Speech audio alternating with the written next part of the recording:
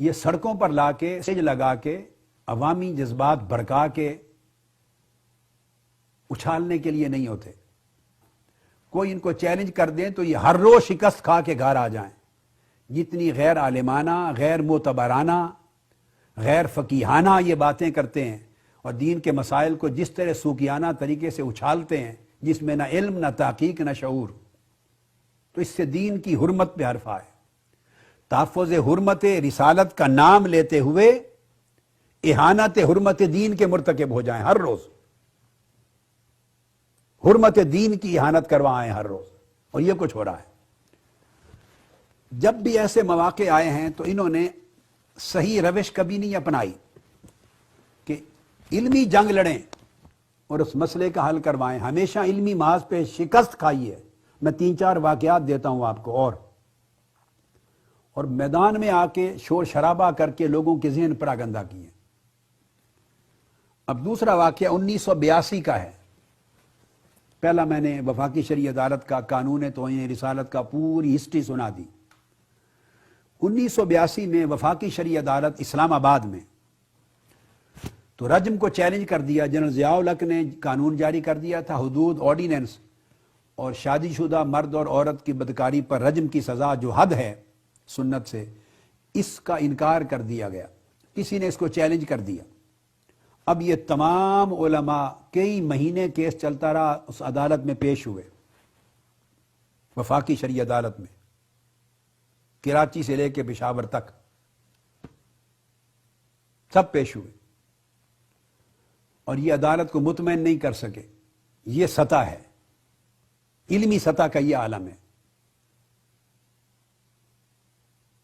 اس عدالت کو، جس عدالت میں خالی کو سیکولر لوگ نہیں بیٹھے، وہ شیخ آفتاب حسین بھی دیندار آدمی تھے مگر بڑا تحقیق رکھنے والا آدمی تھا، بڑے مطالعہ والا آدمی تھا، اور جس میں بڑے بڑے جید اکابر علماء بھی جج ہیں، ممبر ہیں. تو کم سے کم ایک ماحول ہے. 7 ججز کا وہ وفاقی شرعی عدالت کا بینچ تھا پورا، اور یہ مطمئن نہیں کر سکے کہ رجم جو ہے وہ حد ہے. میں اس کی تفصیل میں نہیں جاتا، وہ پھر کبھی موقع ملا آپ تو آپ پوچھئے، میں بتاؤں گا. میں آپ کو موٹے واقعات کوٹ کرنا چاہتا ہوں. نتیجتاً وفاقی شرعی عدالت نے 225 صفحات پر مشتمل رجم کے خلاف شرعی فیصلہ جاری کر دیا اپنا، شرعی عدالت کا، ثابت کرتے ہوئے کہ رجم حد نہیں ہے. یہ غلط تصور ہے. رجم کی سزا اگر کسی نے دینی ہو تو بطور تعزیر دے سکتے ہیں PPC کے تحت، مگر شریعت میں بطور حد ثابت نہیں ہے. یہ 225 صفحات کا فیصلہ جاری ہو گیا، چھپا ہوا ہے، اور PLD PLJ جو ہائی کورٹ سپریم کورٹ کے وفاقی شرعی عدالت کے سرکاری فیصلوں کے جو ریکارڈ چھپتے ہیں ان میں بھی آ گیا. اب یہ حضرات جو وہاں ثابت نہیں کر سکے اپنی علمی کمزوری، تحقیق، کیونکہ عمر تو گزرتی نہیں ہے نہ مطالعے میں، نہ لائبریریاں بنانا، نہ کتب کو پڑھنا، نہ متون کو پڑھنا، نہ شروح کو پڑھنا، نہ حواشی کو پڑھنا، نہ اصول پڑھنا، نہ فروع پڑھنا، نہ مجتہدین کے کام دیکھنا، نہ کسی اور کے. وہ تو ہے ہی نہیں، فرصت ہی نہیں. تقریریں کرنی اور بس، یا پکی پکائی مقرر درس کی کتابیں پڑھا دینی بس. تو جب بھی کوئی مارکا آیا تو یہ بھاگ گئے وہاں سے، اور حرمت دین کے خلاف ان کی وجہ سے حرف آیا. یہ حفاظت حرمت دین نہیں کر سکے علمی کمزوری کی وجہ سے. اور یہ روش بازاری گلیوں کوچوں کے جلوس، جلسے، فتوے بازی، سٹیج، دنگا فساد، اس کی وجہ سے. اب اس سے اہل علم تو متاثر نہیں ہوتے بلکہ دین بدنام ہوتا ہے. جب فیصلہ ہو گیا تو اب چونکہ جنرل ضیاء الحق کا جاری کردہ قانون تھا، حدود آرڈیننس، تو رجم اس میں تھی، لہذا وفاقی عدالت نے، وفاقی حکومت نے، ضیاء الحق نے ریویو پیٹیشن دائر کر دی اس فیصلے کے خلاف، نظر ثانی کی اپیل. پہلے اس پورے کیس میں کتنے مہینوں چلتا رہا، مجھے نہیں بلایا گیا تھا. اس وقت تک انہوں نے مجھے وفاقی شرعی عدالت کا مشیر مقرر نہیں کیا تھا. یہ 1982 کا واقعہ ہے. اس سال مقرر ہوا ہوں میں مشیر وفاقی شرعی عدالت کا، اور پھر سپریم کورٹ کی ایپلیٹ شریعت بینچ کا. تو جب وہ دوبارہ ریویو پٹیشن آئی تو انہوں نے کہا کہ اب کن کو سننا ہے؟ یہ علماء جو ہیں پورے ملک، ان کو تو ہم سن چکے کئی مہینے، اور انہی کے دلائل کی وجہ سے رجم ثابت نہیں ہوئی، رد ہو گیا۔ اس وقت انہیں حضرت پیر کرم شاہ صاحب رحمۃ اللہ علیہ نے فرمایا، ضیاء الامت نے، کہ ایک صاحب ہیں جن کو نہیں بلایا گیا اور نہیں سن سکا، کون؟ انہوں نے میرا نام لیا، اس مرتبہ ان کو بلا کے سنا جائے۔ تو وفاقی شرعی عدالت نے مجھے بطور مشیر اپوائنٹ کر دیا گورنمنٹ نے، اور مجھے بلایا، یہ 1982 میں، اور 20 جون سے لے کر 23 جون تک 3 دن، یعنی دوبارہ 18 گھنٹے، یہ تحفظ ناموس رسالت نہیں تھا، یہ تحفظ حرمت دین تھی، تحفظ حدود دین تھی، تحفظ ناموس رسالت تھا۔ یہ بھی گستاخی بنتی ہے کہ حدود کا کوئی مذاق کر دے اور انکار کر دے، جو آقا علیہ السلام نے مقرر کی اور نافذ کی۔ تو 20 سے 23 جون تک 3 دن 18 گھنٹے مسلسل میں نے دلائل دیے۔